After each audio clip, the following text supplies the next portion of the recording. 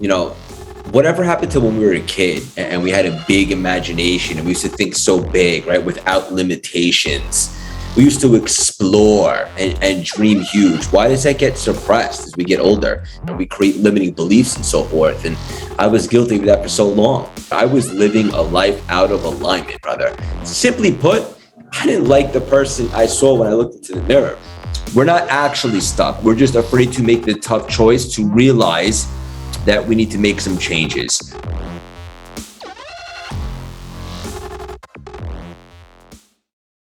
Hey everyone, it's Joey from the Reality Practice Network. Thanks so much for watching. Stay tuned after the show and find out how you can work one-on-one with your show host as they guide you through this process of ascension. Until then, enjoy the show. The power you seek lies within you, as we are each infinite beings living a human experience. The truth of who and what we are has been hidden from us until now. Awaken, my friends, to this new reality that we are in fact creating everything through the power and the gift of our wonderful imagination. Join me as I unlock the secrets of our past and reveal the truth that has been clouded in this veil we call life. What reality will you choose to create today? The choice is yours. Welcome, my friends, to my reality practice.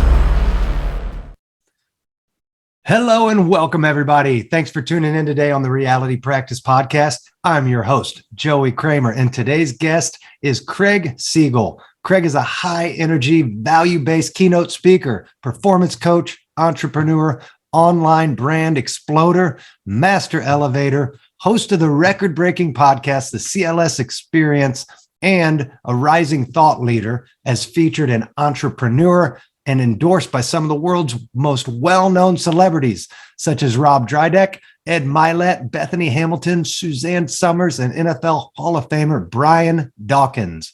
When the pandemic happened, Craig felt guided and left his lucrative and stable job on Wall Street and went all in with his passion and purpose to help people revamp their mindset and fulfill their potential. His unique combination of energy, motivation, inspiration, charisma, and business acumen has led him to the meteoric rise of his mentoring program, CLS, which stands for the Cultivate Lasting Symphony, where he is now impacting millions of lives around the world. So without further delay, I want to welcome my friend and my brother to the show, Craig Siegel. Thank you for coming on. Wow. So that's what it feels like to be on the receiving end of an iconic introduction. I'm usually the one dishing them out in the podcast. Thank you so much, brother. I appreciate the unbelievable, genuine, and special, heartfelt words. I love you, buddy. I'm excited to be here. Let's rock and roll. Let's do it. I wanted to have you on the show for two real reasons today. First, basically as the expert at reinventing yourself, since you literally shifted entire realities in just a few short years here, and you've exploded onto the scene as one of the hottest speakers and influencers in the motivational industry. And I want you to share this journey. I know you were on the show, My Quantum Creations, a few months back, and that's a 15-minute, real quick thing. I want to really dive deep into your journey because it's been a fascinating and unbelievable one. And I want to dive into that. And I also want to dive into the quantum realm. You have discovered the quantum, and that goes hand in hand with what this show is all about, in creating reality from our imagination, from the universe. And I want to dive into your experience into the quantum, what your understanding of it is, where you're at on this journey, because there's so many aspects we can travel down. But, with that being said, those two reasons are really key. And I want to kind of start at the beginning again with the audience here, where your life hasn't been all roses. It sounds like you've had your fair share of setbacks. You've had your, obstacles to overcome, but you're where you're at now because of those obstacles, not in spite of them. So kind of walk us through what this journey was at the beginning of COVID, where you were and where you are now. Like what was that? Yeah, beautifully said, brother. And it's funny because, whatever happened to when we were a kid and we had a big imagination and we used to think so big, right? Without limitations. Like, what happened to that? We used to explore and dream huge. Why does that get suppressed as we get older? I think society puts a damper on that and we create limiting beliefs and so forth. And I was guilty of that for so long. I had success from a financial standpoint after college. I was on Wall Street for about 12 years. Did the stock thing for a little bit and then pivoted and started my own business. But I was living a life out of alignment, brother. I was miserable. I had a lot of stuff going on that was dark. My father had gotten diagnosed with cancer. I'd gotten out of a toxic relationship. Simply put, I didn't like the person I saw when I looked into the mirror, brother.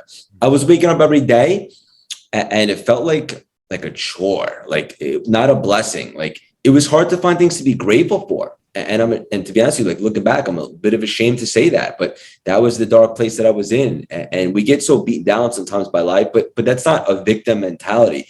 It's just, I got caught up in the matrix straight up. I was waking up every day. I felt like I was going to a job, even though I had my own business, which is cool. And I had employees and so forth. I just wasn't setting the world on fire. And my soul certainly wasn't being lit. And I felt stuck. And that's on me. I should have made and for the audience listening, this is key.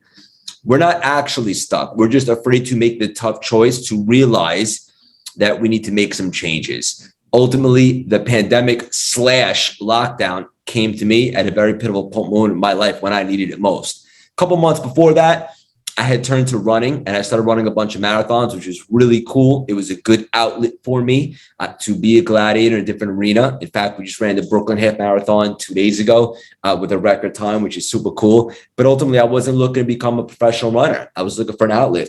When the lockdown happened, from studying personal development for 10 years, I just asked myself the deep questions by am I really happy? Absolutely not. And it occurred to me that I've been miserable for quite some time. And here's something that I don't publicly say often. When the lockdown started, I put myself in this frequency to realize like where I am, where I want to be, and what would it look like if I went back after lockdown. And I realized that I didn't even want the lockdown to end until I figured something else out, because I didn't want to go back to my nightmare, which was my actual reality, which is waking up every day and going to this job. And just the relationships that I was in and so forth. And so from studying personal development for so long, I had a strategy. I asked myself two things.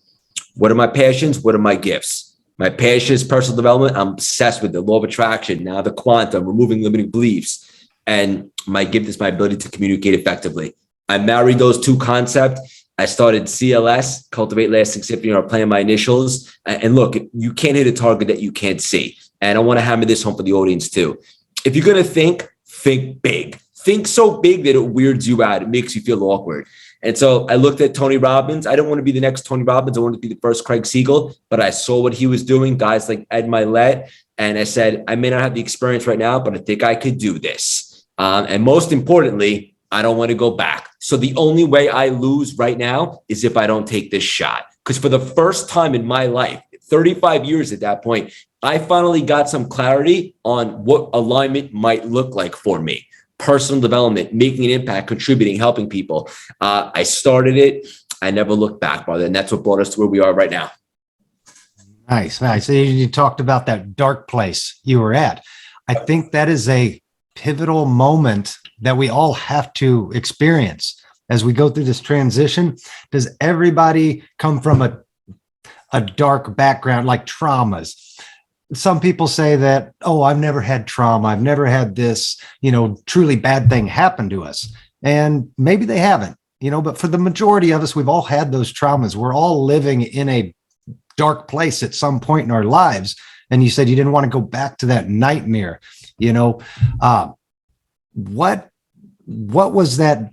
Was that the driving force, I guess, that kept you from going back? Was the idea that that dark place, it was a nightmare. You saw the future, you saw this bright happiness, this joy, but you were faced with this darkness. I feel like too many of us fall back to the darkness because it seems easy or it's comfortable. It's miserable being there, but it's comfortable. Why do people do that? Why do they allow themselves to go back? You obviously burnt your ships at the shore and said, fuck it, I'm done. I'm never allowing that to happen again. Why can people not shut that off? That idea that they have to go back there. I think people cultivate this mindset like the devil you know is better than the devil you don't, right? And so ultimately my thing was that I just never had clarity. It's not like I was one of these cats that had these ideas, never took a swing.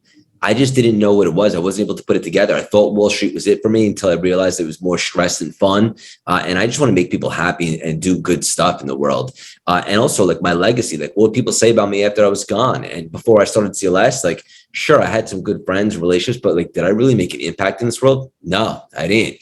And I didn't want that. I know that we're all here for a reason.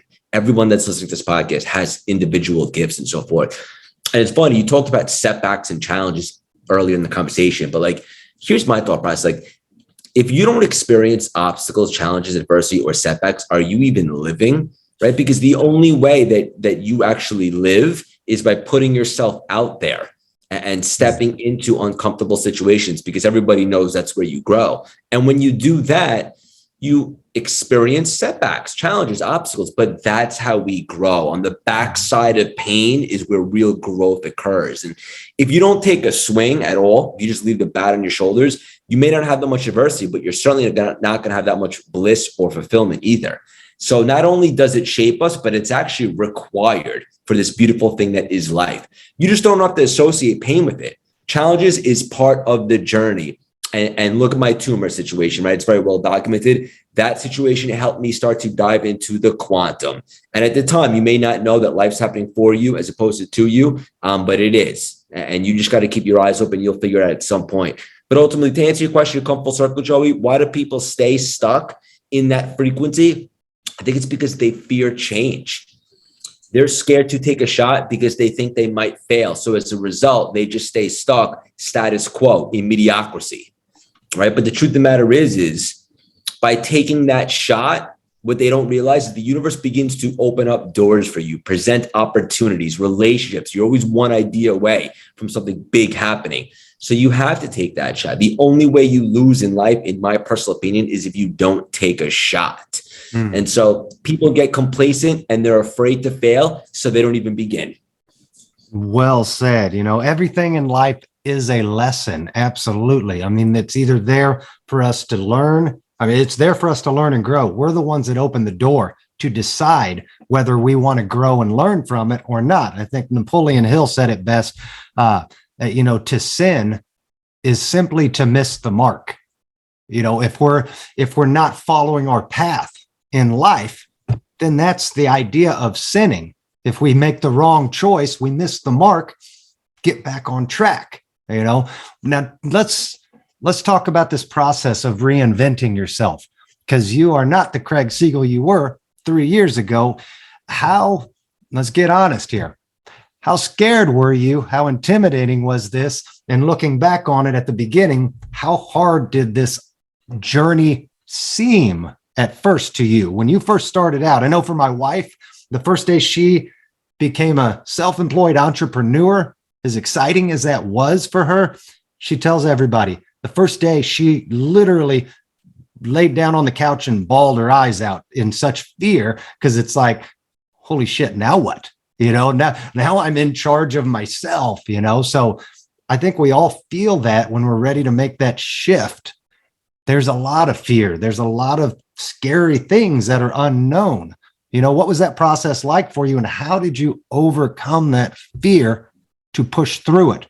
That's where I think a lot of people fail, is they see that fear, they hit that roadblock, that door's only a little bit opened, and they're afraid to kind of open it the whole way and peek inside, because the darkness is scary until we confront it. So true. Yeah, it's funny because this is probably an interesting answer, probably not what you're expecting. I actually felt liberated because I considered the alternative, which was to go back to hell, straight up, brother. So I knew that I wouldn't have all the answers figuring out CLS right away, but I knew this. I knew I was gritty enough and I had enough self-belief, and I was resourceful enough to that if I did stumble, I would figure out what didn't work and why and reapply it and become better. Ultimately, it did take off. It has been a mediocre rise. And I'm very grateful for that. But I knew that it wouldn't go up in a straight line. Nothing ever really special does. You could ask all the greats, and I've interviewed some of the world's greatest people on the planet. There's always challenges. There's a learning curve, so to speak. And you just got to embrace that. But for me personally, it was like, what is the alternative? Go back and wake up miserable each and every single day? That's not even an option to me. So I actually felt liberated straight up by taking a shot at this entrepreneurship. I know that sounds crazy, but when you're in a dark place, brother, and you're not living in alignment, it's like, what do you have to lose? Right. And then when you have a taste, right? Like when I reinvented myself, like I did my 3 R's, right? I redesigned my mindset. I changed my thoughts, which created new beliefs and create new behaviors and new results. And then I re-energized my enthusiasm for life again. I started to become excited about what could be. And then I stepped into this and reinvented myself.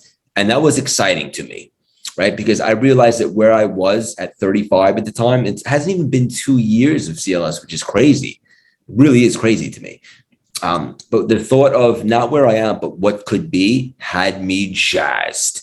And it was exciting. And one thing that I could control each and every single day, and I think this is very valuable to all the entrepreneurs out there that listen to your show, is that you're not going to get a touchdown every single day, but you can get first downs. There's always something that you can do each and every single day to move the chains, to go 10 yards, 10 yards, 10 yards on your way to touchdowns and so forth. And so every single day, there was something that I could control to build a brand. And with what you and I do, the work that we do, it's scalable. So every day you show up and you drop some content, you make relationships and you form connections, it's growing. Like imagine where you'll be 5 years from now. You'll be absolutely huge, making a massive impact. Unapologetically, make more money than you know what to do with and so forth.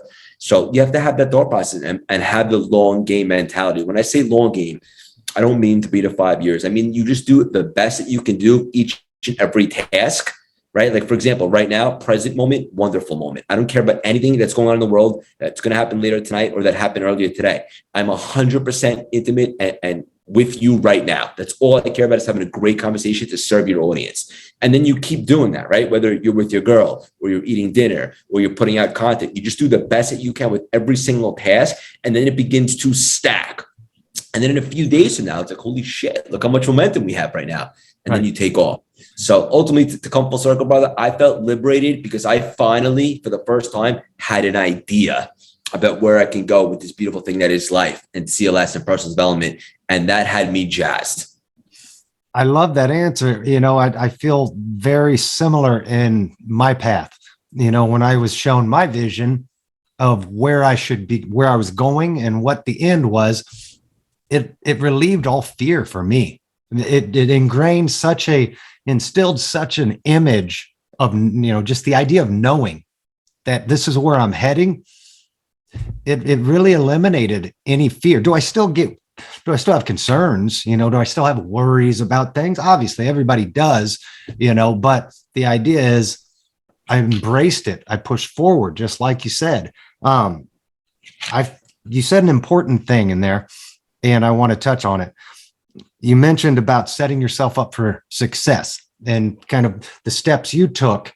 And I feel that so many people out there, they set themselves up for failure, like on nearly everything they do. Let's just take losing weight, for instance. Somebody says, I want to lose 30 pounds. I'm overweight. And they have this unrealistic idea that they can lose 30 pounds in a month or 2 months or anything, you know. It's just that idea of we have to give ourselves reasonable goals, those small little wins safely. From what everything I've studied, safely, we should not be losing more than 1 to 2 pounds a week, like at a safe pace, right? So if you want to lose 30 pounds, that's how many weeks? 30 weeks, that's over half a year. And people, they jump in, they're like, oh, I'm going to go to the gym, I'm going to work out, I'm going to lose this weight. And after a month, they've only lost 4 pounds. So they get mad. They get disappointed. They beat themselves up with those limiting beliefs. Exactly. And they throw in the towel when they're not seeing the reality that you can't physically do that in this. They're putting unrealistic timeframes, I guess, on themselves. how do you feel about, the idea of divine timing and how everything happens, one, the way it's supposed to, and at the time it's supposed to for you when you're aligning with that frequency? Can you share some of that with the audience? This is a really cool concept. My friend Ed Mylett, who I just had on my show today that we dropped, we were just talking about this same concept. We call it invisible progress, right? You're like, all the results that you're looking for may not be tangible every single day, but you're persistent. You're moving the chains. Things are happening in the universe. And right before most people are about to blow up and explode is when they quit, because they don't see the tangible results, right? And Ed was giving an analogy about someone at a birthday party, a little kid was beating on a piñata. It never broke. Next kid beating on the piñata, never broke. Next kid, same thing. Fourth kid comes up, takes one swing, and it gets destroyed. All the candy comes out. Was it his one swing that did it, or was it all the swings before that with the other three boys? So that's the point. Invisible progress. Each and every single day, you have a goal in mind. You have a destination. You're working towards that. Not everything is tangible in reality every single day, but you stay persistent. You keep your eye on the prize, so to speak. And then when you're least expecting it, bang, everything opens up. It just has to. It's the laws of the universe. So for anyone that's listening right now that doesn't see all the results happening in real time, have faith. Keep pushing. As long as you're doing everything that you can control on your way, it will work out. Absolutely. I just was interviewing Daniel Gomez earlier today from CLS, by the way. And we were talking about this exact same topic again, kind of the timing of everything. People beat themselves up over these unrealistic timelines. And at the end of the day, I was always taught that if you can put your head down on your pillow every night before you go to bed and you got this much, just a fraction better today than you were yesterday, then you freaking killed it. You won today. Some days are going to be massive, explosive days. Other days, did you just get a little bit better? Did you get 1% better from yesterday? 365 days later, you're 365% better than you were this time last year. So absolutely. He brought up another huge, important factor in this whole creating your reality, reinventing yourself, quantum realm, everything. And that's belief. The idea of living in the end and truly believing that you can achieve what it is you're set out to achieve. What is the role of belief? How does that play into creating not just Craig Siegel, but for anybody out there? Yeah, I talk about this concept a lot. And when I use the word reinvention, just to be clear, I don't necessarily mean a career change. I mean it in identity reinvention, an identity upgrade, right? Changing your self-worth, the way that you believe what you can achieve in this world. I think that's everything. Self-belief, grit, and unwavering faith will take you anywhere you need to go. The good news is this: wherever you're at right now is an indication where you could be. You can cultivate self-belief, right? And one thing I would suggest is not tie confidence so much to the results.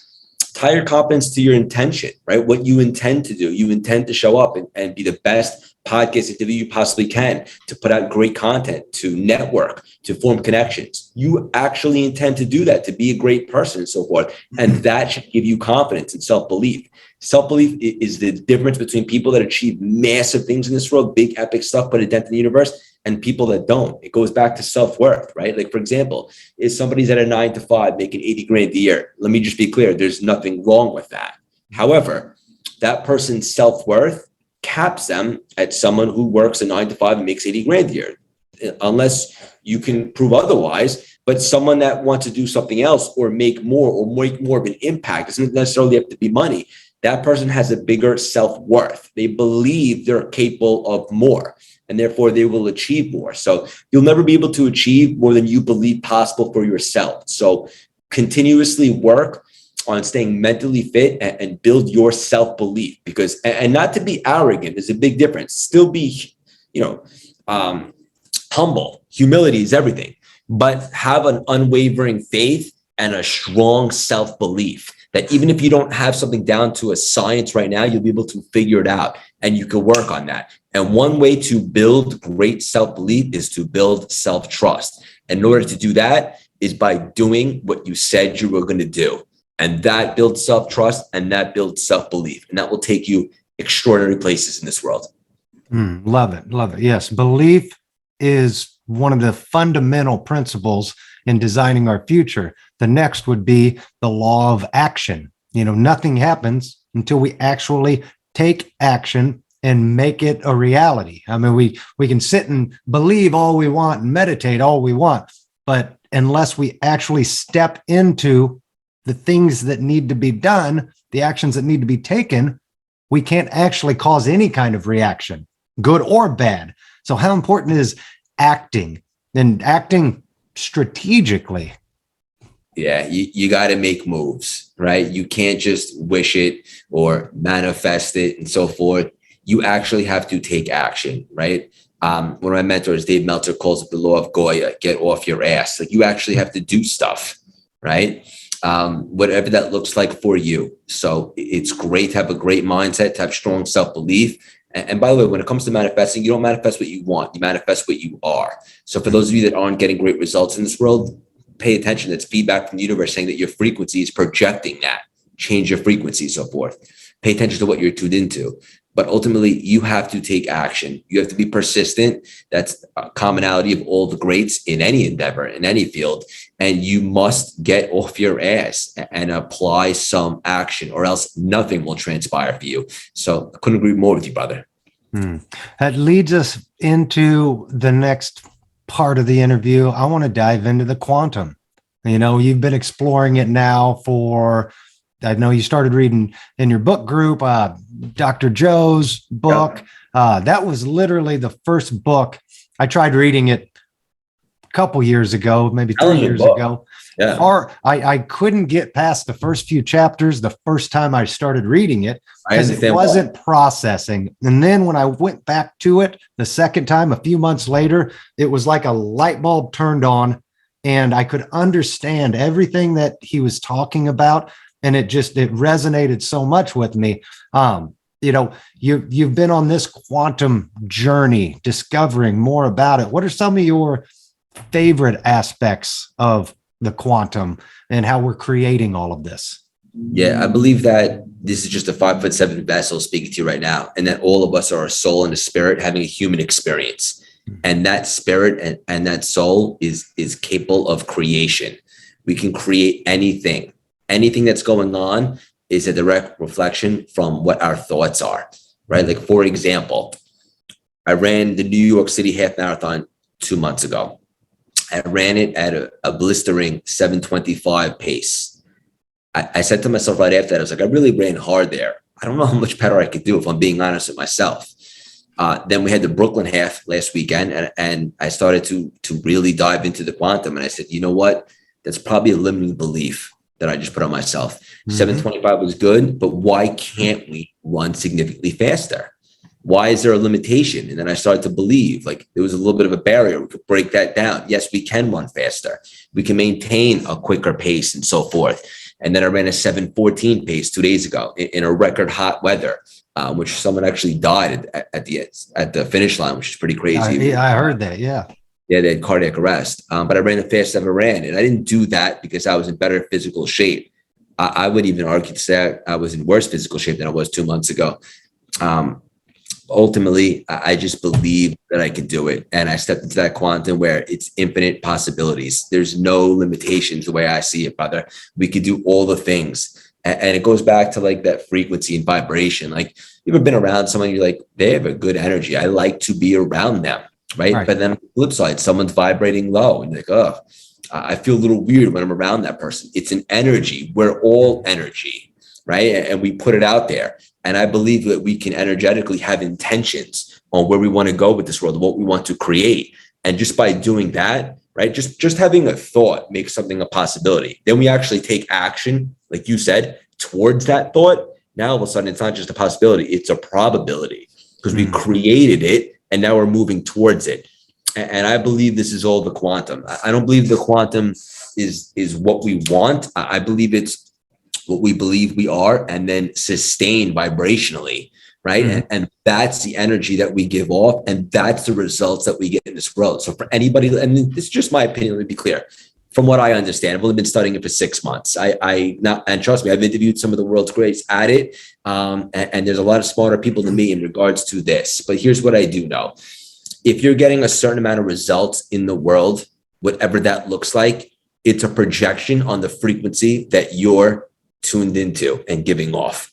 And if you don't like the results, think bigger, think more positively. Don't just think something or believe it, but feel it inside you vibrationally. And that's when you'll start to get the results you want. And on the flip side, if you're getting great results from the world right now, also pay attention and say, what am I doing really right now? I should probably stay in this frequency. So that's the way that I understand it to be true. And that's the best way that I can articulate it, brother. But I'd love to hear your philosophy as well.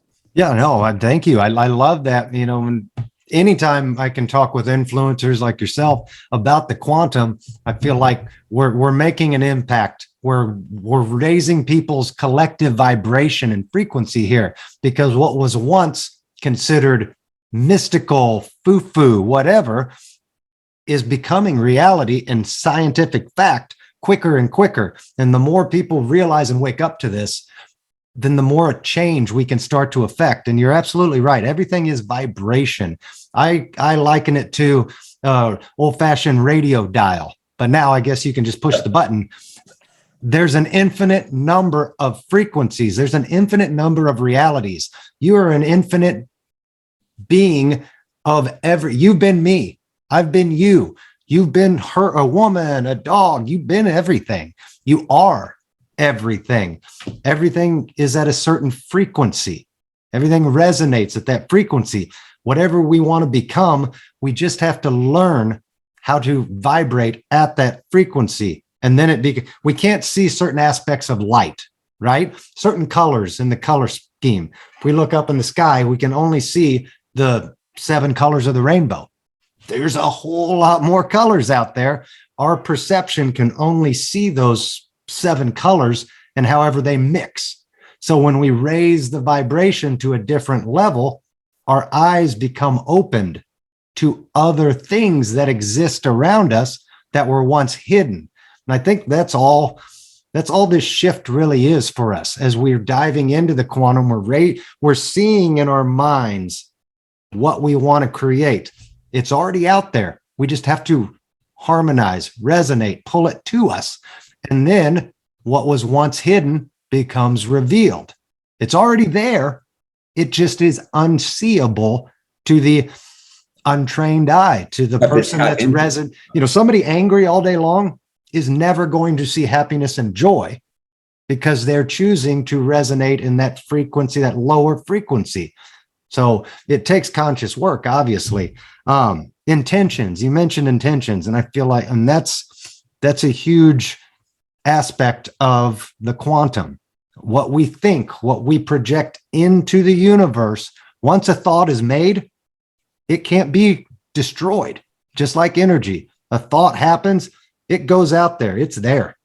Now, do you want to jump on that wave, or do you want it to float away and it's in a different reality, right? So that intentional creation is so vital. It's so important. You had mentioned your mindset going into the race. You know, could you do it fast? Could you run it faster? And it made me think of David Goggins, you know, and I used that 3 years ago when I ran my first half triathlon, and I harnessed that inner anger. This is before I made my shift, before I rewrote my DNA, before I did all these things that have created who I am today. But back then, I used all of that pain, that anger of things in my childhood, things in my past, and I used that as like fuel to propel me. So that's just another, what are your thoughts on that? That's just another way of harnessing that inner power within us. Some people can use the negative, other people can use the positive. And it sounds like you were using the positive for sure with you. There's always 2 dogs in us, the positive dog and the negative dog. Which dog you going to feed, right? And here's what most people don't realize, that scientifically proven about 75% of the 60,000 thoughts we get over the course of the day are negative. But here's the kicker: thoughts are random, thinking is not.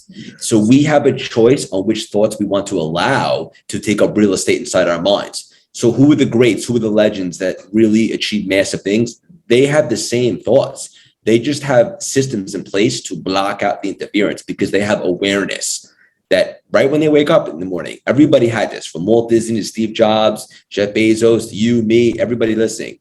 We're going to get negative thoughts, a lot of them. So what are you going to do to make sure that you do something about that? By replacing the disempowering thoughts with more positive, productive, constructive, encouraging thoughts, which has us on another frequency, which creates new beliefs. So instead of saying, I can't do that, now it's, I am worthy. I can figure this out. Now you're vibrating on another level. That now creates new behaviors, which ultimately creates new results. So you just have to be aware. Dawkins is aware. You are aware. I'm aware that there is two dogs inside all of us, the positive and the negative. But the beautiful part is we have a choice on which dog we're going to feed. And it's my choice to feed the positive dog.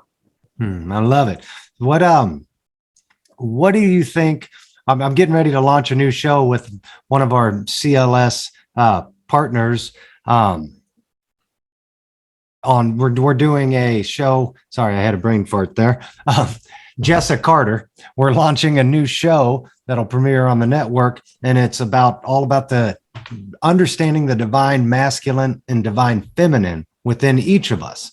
And I think a lot of what you just said there, choosing the positive, Goggins has his, which I would say he's harnessing his divine masculine more than his divine feminine.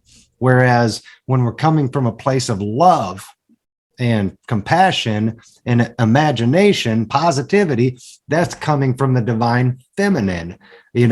How do you feel? Let's discuss the polarity between the two, the duality of there's always a positive, there's always a negative, there's the yin, the yang, the masculine, the feminine. How do you feel that plays a role in our ability to create this reality? Yeah, so to my understanding, the masculine is like that go-getter mentality, like A-type personality, like make stuff happen, do. And the feminine mentality is a little bit more like creation mode, like chill, pause, tranquil, and use more your mind. So like, how can I create? And so I think the people that are most successful, the ones that are able to blend those two together.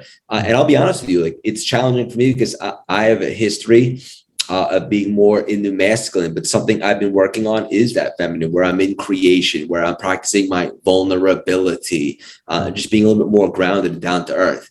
And as I continue to make an effort to do that a little bit more, I'm seeing great results and so forth. So I think it's really important to be aware of the two concepts and then have them balance out. I don't think you could be one way too much and have the results that you desire. So you have to be able to work within them. But to be honest with you, you probably know how to explain that a little better than I would, Joey. Oh, no, I wasn't trying to put you on the spot there. There's just the concept, the idea, you obviously recognize it, you understand it, that there's that polarity between the two, and that's just in terms of the quantum realm and understanding that everything's energy. There's a positive, there's a negative to everything. And it's simply the perception we choose. And it's the state we choose to show up in as, what's the determining the factor that moves us forward? Do we show up in the masculine, take charge? You're absolutely right. Or do we show up in the feminine? And it's okay to be either one. We get this bad rap on like, oh, he's too feminine. This isn't an LGBT thing. This is a biological chemistry that we either choose to show up with the attitude, the mindset of the masculine, or the feminine, the positive, the negative. It's you nailed it though. It's the finding the balance, the harmony in the two, and the awareness of being able to jump from one to the other. What does this call for? When you envisioned CLS, that was coming from your feminine, your creative, your imagination, and then your masculine took over. And you said, I got to build this. You're the engineer, you're the builder at that point in time. So I think the big misperception is that we're one or the other. and I love watching and seeing your evolution as you're becoming, we're both realizing that, we embrace the same, then it creates the oneness of life, of the universe. 100%. Yeah, and there's another topic that's interesting that's kind of similar is the ego, right? Some people say lose the ego, but that's actually incorrect. You need to work within the ego, right? Like, for example, before a big speaking engagement that I have, or before a marathon, or even before like an interview, like it's okay to feel a little bit nervous, right? Or have a little bit of those butterflies, because that's your ego, like letting you know, like, I respect this task. Like, this is a big deal. If you didn't feel any type of way going into it, I think that would be ego, right? But but at the same time, so you want to have it there, but work within it. It's okay to be a little bit nervous, but you're going to do it anyway. That's working within the ego. And then sometimes you can work solely with the ego. Like I was running into that Chicago Marathon when I got to tumor, not a coincidence, where I'm going to shock the world. It wasn't about anyone else. It was about me. Then I got to tumor and I learned a very valuable lesson. And I'm not afraid to admit that. So you want to be able to work within it, just like with the masculine and the feminine. You don't want one or the other. You want to be able to work in harmony, as you said, with both of them, for sure. I love it. I love it.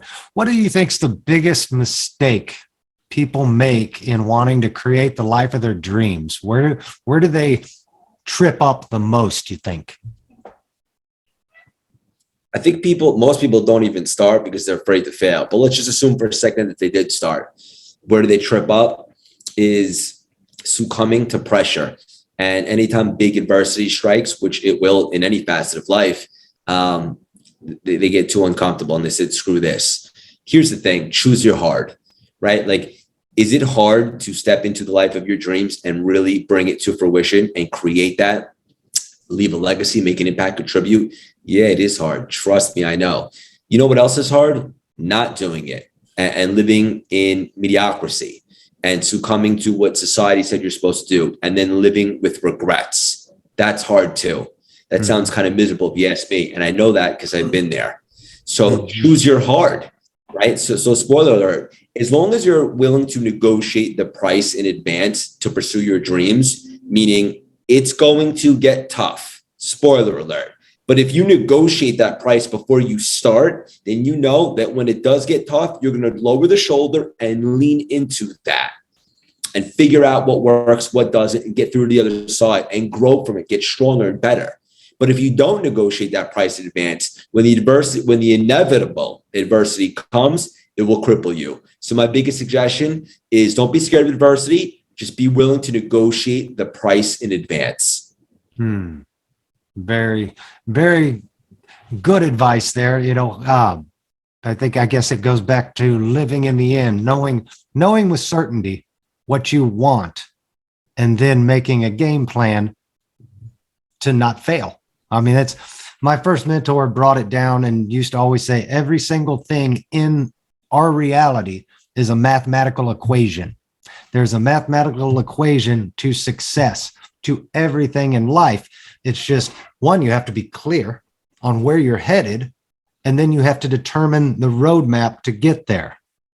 So what would you say, what are some suggestions people can do to find clarity so that they understand where that end is for them?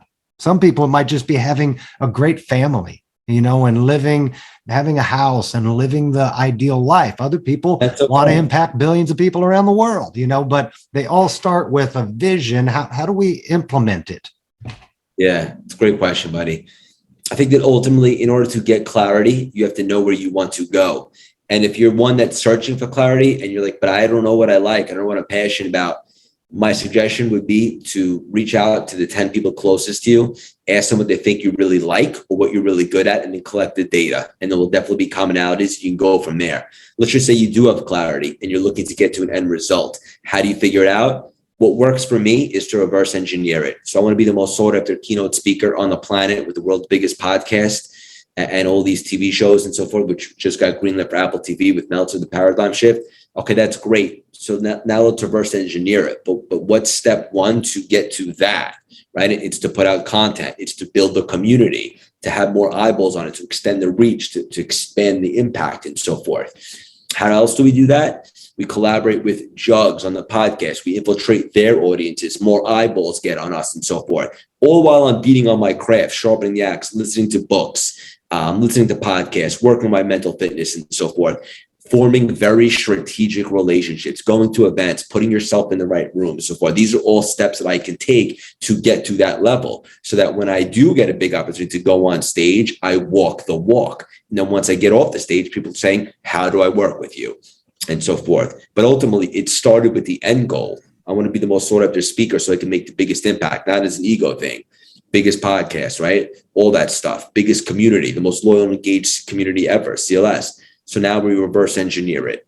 And for me, that's been really powerful. And it takes away the faking aspect of it because you have a destination and then you can kind of work backwards. And that's not to say that things won't change on your journey. You'll pivot, right? You'll figure things out. Some things will happen that you didn't expect or whatever the case may be. But ultimately, you can't hit a target that you can't see. In my personal opinion, you have to have a glimpse of where you're heading. And then I'm not so worried about the how. We can figure that out. So, got to have a glimpse of where you're heading. You got to know the direction. You need the roadmap. Let's break it down even smaller. What do you do? What's a typical day look like for Craig Siegel? What are your habits like? How do you manage your time to get the most productivity out of what you need to do each and every day to reach that end goal? You know, it's not going to happen overnight. It's not going to happen over a year, but what habits, what's your routine look like that you do each and every day that's bringing you closer to being the number one speaker in the world?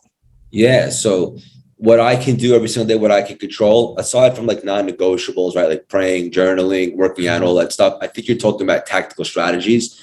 So what I can do is put myself out there, put out great content, work really hard on the messaging and be in front of other people so that I can cultivate my community, so that I can scale, so that I can serve more people in one shot. For example, the CLS membership, which has over 300 people in there now, that's a lot better use of my time than serving one person on a one-on-one call. It's not to say that the one-on-one coaching clients aren't special because they're amazing, but to build the brand, I have to be speaking in front of more people in one shot.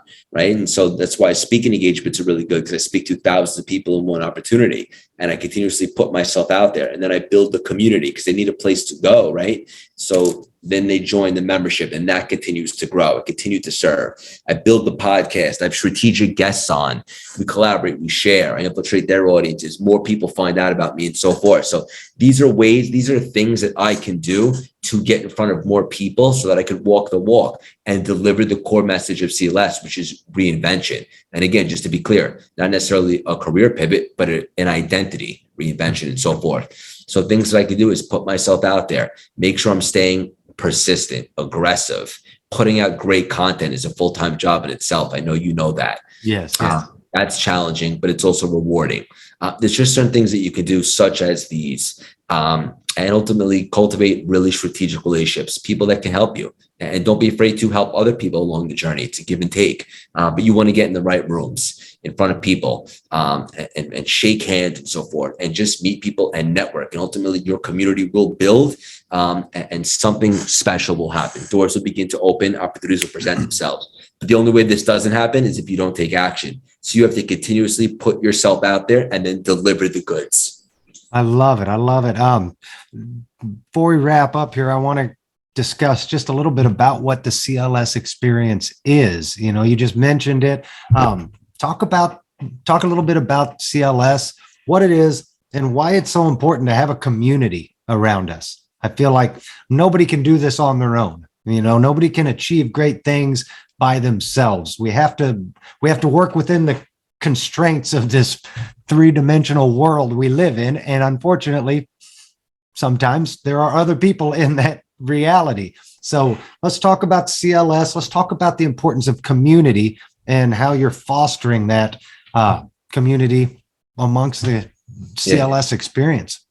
The core message of CLS is reinvention, because love me or hate me, there's one thing that you can't deny is I am an expert in reinvention. I had one life for 12 years on Wall Street. In the pandemic, I reinvented myself and now have a totally different life that's super successful in a pretty short amount of time.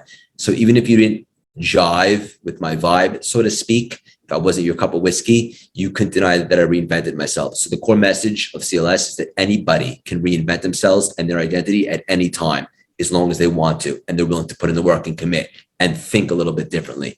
In regards to community, something that I realized right in the beginning of CLS is that community is everything. Because if you have the best content and you put it out, but there's nobody there to see it, what good is that? You have to build a community where people can see it, but most importantly, so that other people can begin to support each other. Because like you just said, we can't do this alone. So the core message of CLS in the community is, my favorite part is seeing people do business with each other. You said you just had on a guest before me from CLS. It warms my heart, brother. There's only good people in CLS, people helping each other, supporting each other, doing business with each other. People are even being intimate and dating each other, which puts a big smile on my face. It's so important to have a network where people can offer support and help each other fly. Because there's an old expression. I think it's, if you want to go fast, go alone. But if you want to go far, go together. And that's something that I understood really early on in CLS. And so the biggest thing that I could do, the biggest contribution that I can make is build a massive supportive community. I think that's absolutely essential. I couldn't agree more with that. CLS, the group has meant so much to me, for sure. I think I've had at least 5, 6 different interviews with people just from the group, because they're such amazing people. And I know we've got Sean, he's on the network. We've got Sean French. We've got Stacy Van Thun. She's a host on the network. I know Becca's getting ready to have a show with me, so going to have another one. And I think Sandy Scarlata, I think she's coming on for season 2. So yeah, I've gotten a lot of benefit out of the group, for sure, in that community. When you get around like-minded individuals, it makes all the difference in the world. Difference in the world, brother. And you have to be very intentional with your proximity and who you surround yourself with. Like, I've outgrown a lot of people that I grew up with, but it's not that I've outgrown them. Like, they had a choice to grow with me, right? And no one's right or wrong. We're just kind of going in different directions. But I am very intentional with who I say yes to now, to do things with, such as this show and so forth. And now I take pleasure in saying no, because you can't say yes to everybody. But ultimately, you want to be around big thinkers and good quality people. And most importantly, you have to distance yourself from the opposite, because they will infiltrate your bubble of serenity. And you have to pay very close attention to your frequency. And I could not agree with you more, brother. That's why I built the community, because it's all good people like you and I. I appreciate you doing that, because it has helped propel me, so far, just in the last 6 months, last 5 months, whatever it's been. Grateful for you, grateful to be a part of the group, and for the value you give humanity. I know that you're going far places, huge, unimaginable goals, and you're going to hit them, and we're going to be there to support you along the way. Joey, that was beautiful, buddy. Thank you so much for saying that. And for the audience that can't see Joey right now, like, he's so sincere and genuine. And I just wanted to say right back at you, brother, I'm so proud of you. Like, we have a lot of mutual friends. First of all, you're my good friend, but we have a lot of mutual friends in the group and so forth. And anybody that's done anything with you has nothing but great things to say about you. You're a good dude, brother. You're reinventing yourself, and you're on your way, making things happen with the shows and so forth. And I couldn't be prouder. And I'm so excited to support and watch you fly as well.